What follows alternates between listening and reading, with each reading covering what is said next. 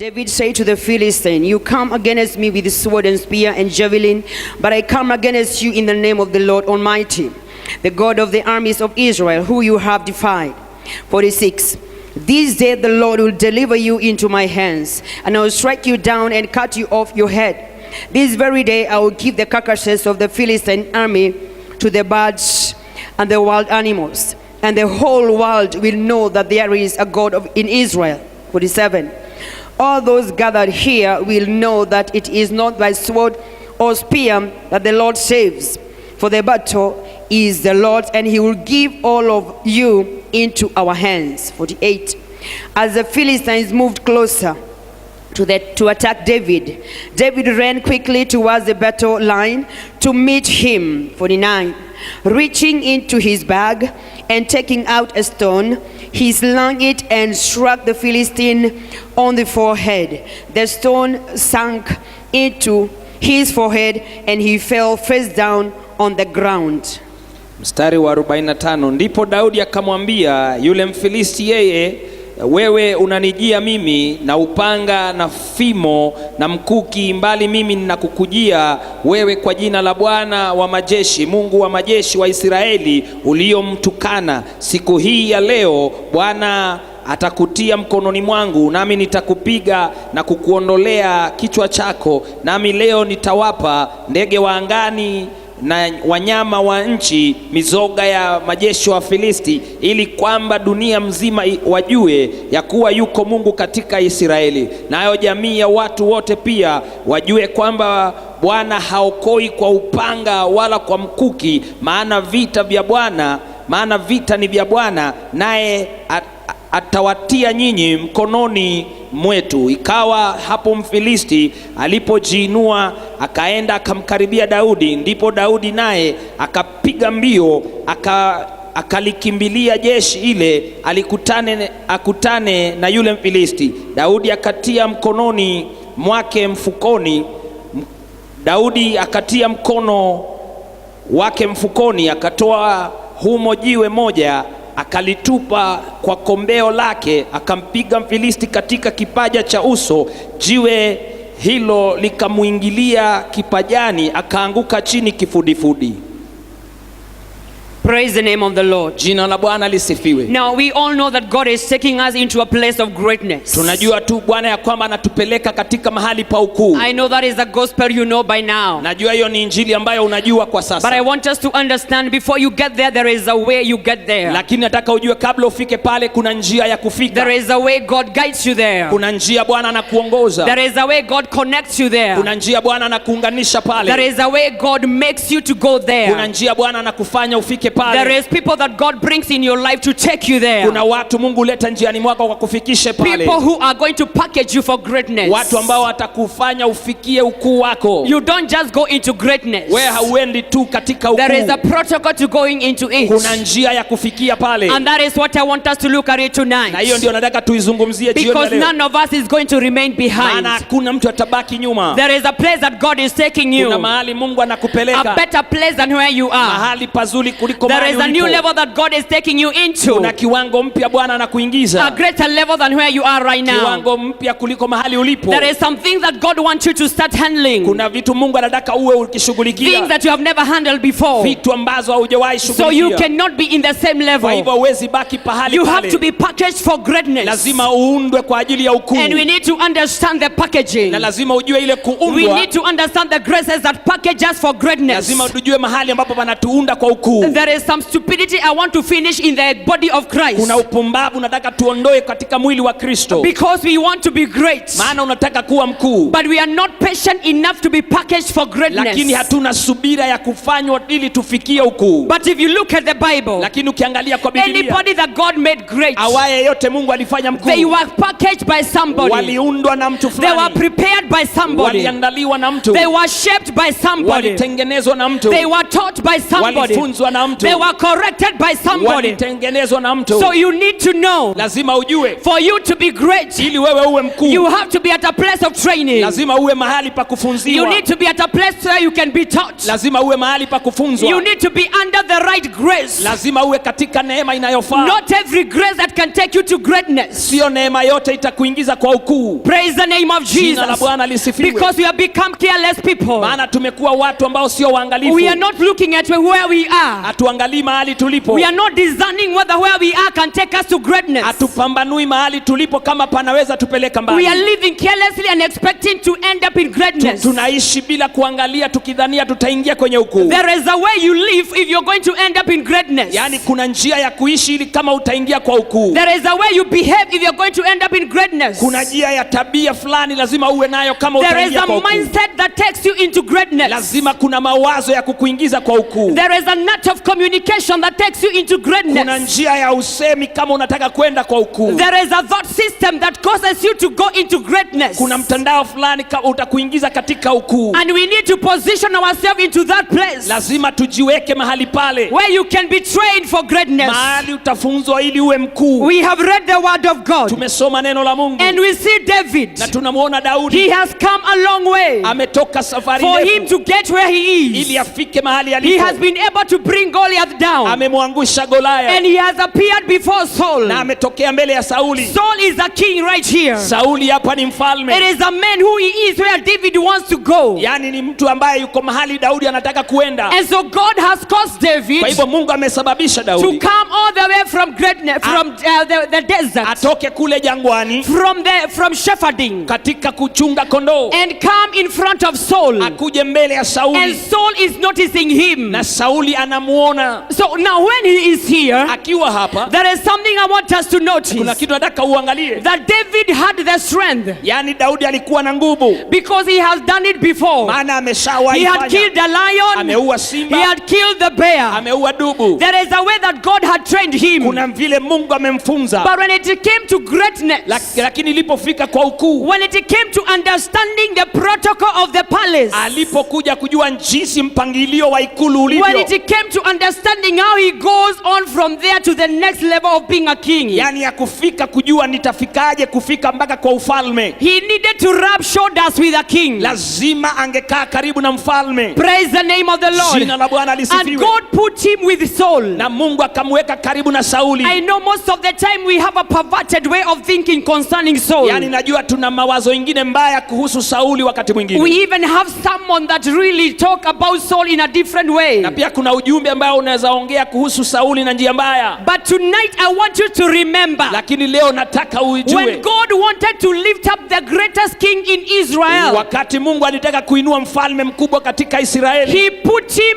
at the feet of Saul. Alimuweka kwenye miguu ya Sauli. Because God knew Saul had what David needed. Yani kwa sababu Mungu alijua ya kwamba Sauli ana kile Daudi anahitaji. God knew that Saul could give David the training he needed. Mungu alijua Sauli anaweza mfunza Daudi. God knew that Saul could stretch David the way he needed to be stretched. Mungu alijua Sauli ndio atamfanya Daudi afanywe vile angepaswa kufanywa. Praise the name of the Lord. Jina la Bwana lisifiwe. And I know some of us. Na najua wengi wetu. We are located at a place. Tumewekwa mahali. Where we cannot get into a greatness. Mahali hatuwezi ingia kwa ukuu wetu. Because we know how to discern the right people. Maana tunajua jinsi ya kupambanua watu wazuri. When it comes to the person who pushes you to greatness. Ikifika kwa mtu ambaye atakusukuma kwa ukuu wako. It is God who locates you there. Ni Mungu anakuwekaga pale. I know we have located ourselves in a lot of places. Najua tumejiweka mahali kwingi. We have associated ourselves with graces that we think they are perfect. Tumejihusisha na mahali ambapo tunafikiria ni pazuri. We have associated ourselves with graces that we think they are perfect. Tumejiweka katika neema ambazo tunaona ni sawa. But if you're going to go to your greatness, lakini kama utaenda kwa ukuu wako, it is not about the perfection of the grace. Yani sio ile uzuri wa neema. It is the weight of that grace. Ni uzito wa ile neema. It is the knowledge that is in that grace. Ni ile maarifa iko katika ile neema. It is the experience that is in that grace. Ni ile ujuzi iko kwa ile neema. Praise the name of the Lord. Jina la Bwana lisifiwe. asifiwe. I know we have some church members Najua tuna washirika who know which pastor is righteous in town, ambao wanajua ni mchungaji mgani mtakatifu sana who kanisani. know which apostle is walking with God and the other one that is not walking with God, Wanajua ni mtume mgani yako na Mungu na yule hana Mungu. who knows who is hearing from God and who is not hearing from God. Wanajua ni nani wanayesikizanga Mungu na wale hawasikizi Mungu. I came to submit to you. Nimekuja kukueleza You better be careful, lazima uwe mwangalifu, because the graces that God has put in a position of greatness, maana zile neema Mungu ameweka mahali pa ukuu it is not about their perfection. sio katika utimilifu wao. It is not about their perfection, I repeat. Zarudia, sio uzuri wao. It is the fact that they are able to push you into greatness. Ni ile hali ya kwamba wanaweza wakakusukuma kwa ukuu And so wako. we have ended up with some funny groupings in the church. Na kwa hivyo tumekuwa na vikundi toka kadhaa kanisani. You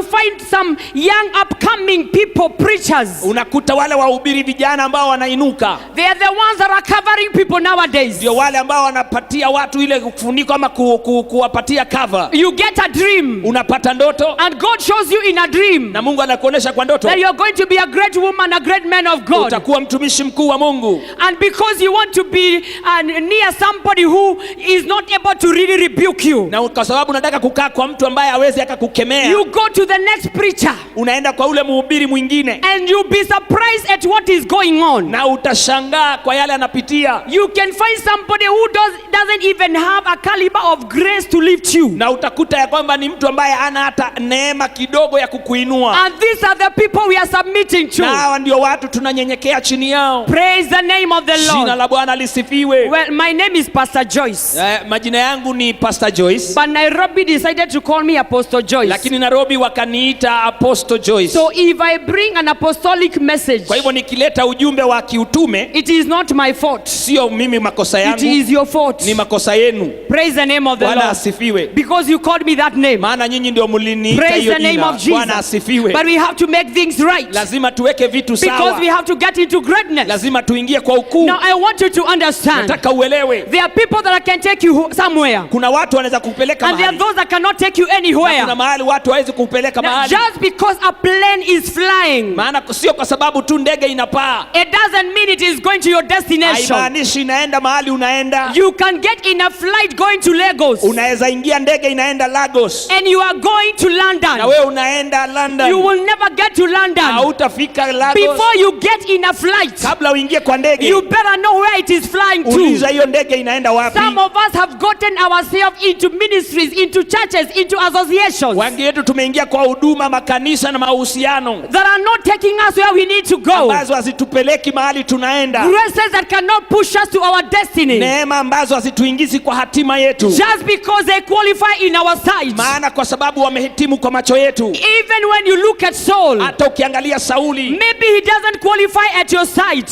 pengine hakuwa amehitimu katika macho, But when God wanted to lift David, lakini Mungu alipotaka kumuinua he Daudi, chose a Saul, alichagua Sauli, because he was already at the level that David needed to go to. maana ako katika ile hatua ambayo Daudi anataka kufikia. The grace that is able to take you to your greatness, Neema ambayo inaweza kukuingiza kwa ukuu wako. it is a grace that has been where you want to go. Ni neema ambayo iko mahali ungependa kuenda. I want to repeat that again. Narudia hiyo tena. The grace that is able to push you into greatness, Ile neema inaweza kukuingiza kwa ukuu. it is a grace that has been where you want to go. Ni neema ambayo imeshafika mahali unataka kuenda. Now, I don't know who you are associated with. Sijui wewe unahusiana na I nani. don't know who you are connected Sijui to. umeunganika na nani. But if they have never been where you want to go, Lakini kama hawajawahi fika mahali you unataka need to kuenda, forget getting there. nataka usahau kufika You hapo. need to connect yourself with somebody who has been where you need to Nataka go. uunganike na mtu ambaye anajiunga mahali wewe unataka kuenda. And I came to decree and to declare, Nimekuja kutangaza na kusema every demonic associations in your life, kila mahusiano yote ya kipepo they maishani are mwako going to break tonight in the name of yanavunjika Jesus. leo kwa jina la Yesu.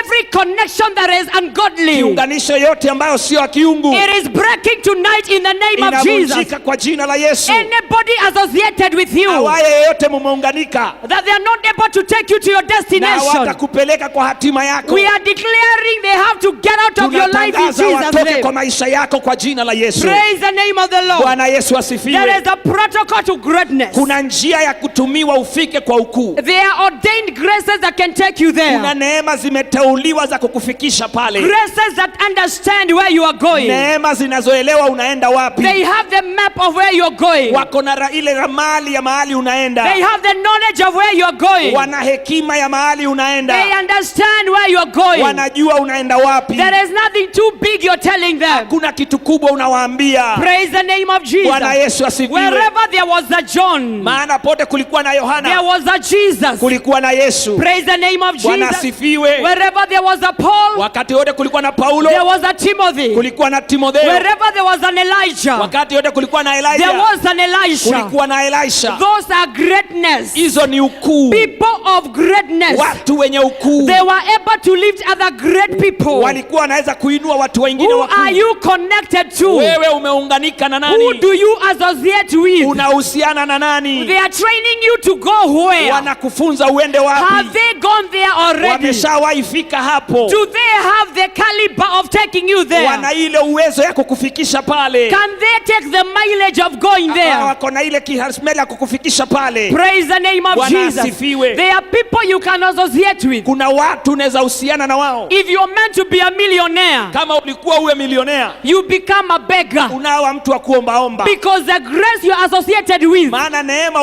unahusiana nayo, it is going to challenge what you're saying about being a millionaire. Inaenda kukupinga ile ya kusema wewe ni milionea. There are people you can connect to. Kuna watu unaweza unganishwa na wao. If you're supposed to be a great man and woman of God, kama ungekuwa mtumishi mkuu wa Mungu, you become a commoner. Unakuwa mtu wa kawaida. And you cannot rise. Na huwezi inuka. Because they don't have the caliber of lifting you. Maana hawana uwezo wa kukuinua. I want us to understand graces. Nataka tuelewe neema. I want you to understand the protocol of greatness. Nataka ujue ile njia ya kuingia kwa ukuu. So that nothing can stop you from going into greatness. Ili kusije kitu ikakuzuia kuingia pale. Every power of darkness, kila nguvu ya giza, that has blinded believers, ambayo imepumbaza wateule, and we are associating carelessly, na tunajihusisha bila kuangalia. I command those scales in your eyes to fall. Nafunja hizo vitu ziondoke kwa macho yako. That you start identifying the right people. Ili uweze kutambua watu wazuri. People who are able to take you to your destiny. Watu watakuingiza kwa hatima yako. Praise the name of Jesus. Bwana Yesu asifiwe. When an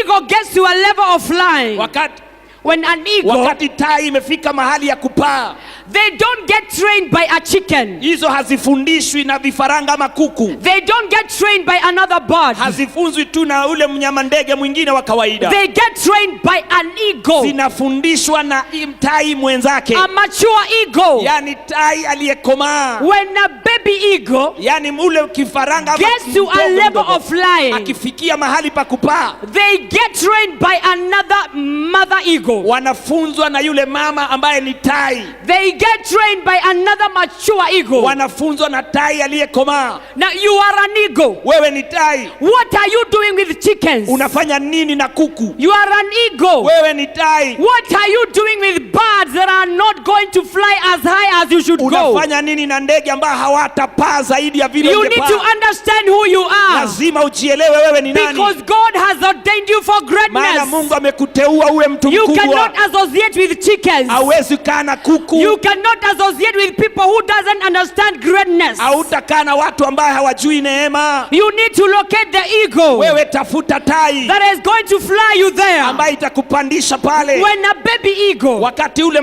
is to fly, anataka kupaa, the mature eagle takes the baby. Yule tai amekomaa na mchukua. They fly high. Wanapaa na yeye juu. They go above the storm. Wanaenda juu kuliko mawimbi. And when they go above the storm, wakishafika juu zaidi ya mawimbi, the mature eagle releases the baby. Yule tai amekomaa na muachilia yule mdogo. And the baby comes down falling. Na yule mtoto anaenda chini kuanguka. But before it touches the ground, lakini kabla afike chini, the mature eagle catches that baby. Yule tai amekomaa na mshika. And they go up again. Anamrudisha juu. And the same thing goes on and on. Anarudia na kurudia. You are under people. Wewe uko chini ya watu. You are connected to people. Umeunganika na watu. Who cannot even catch you when you're falling. Hawezi kukushikilia ukianguka. Who cannot even help you when you're falling. Hawezi kukusaidia ukianguka. The devil is a liar. Shetani ni muongo. Things have to be right. Sivajaji ya kuinuka. There has to be order in the house of God. Lazima kuwe na mpangilio kanisani. We have to follow the protocol of greatness. lazima tutafute njia ya ukuu. That is why when many of us are falling, Na ndio sababu wengi wetu tunaanguka. when you are discouraged, Wakati umevunjika moyo, when you don't know what to do, haujui ufanye nini, the associations you have, uhusiano ulionao they let you down wanakuangusha, because they don't understand maana hawaelewi who you are. wewe ni nani. They cannot catch you. Hawawezi kukushikilia. You need to be associated with people Uhusiana na watu who can catch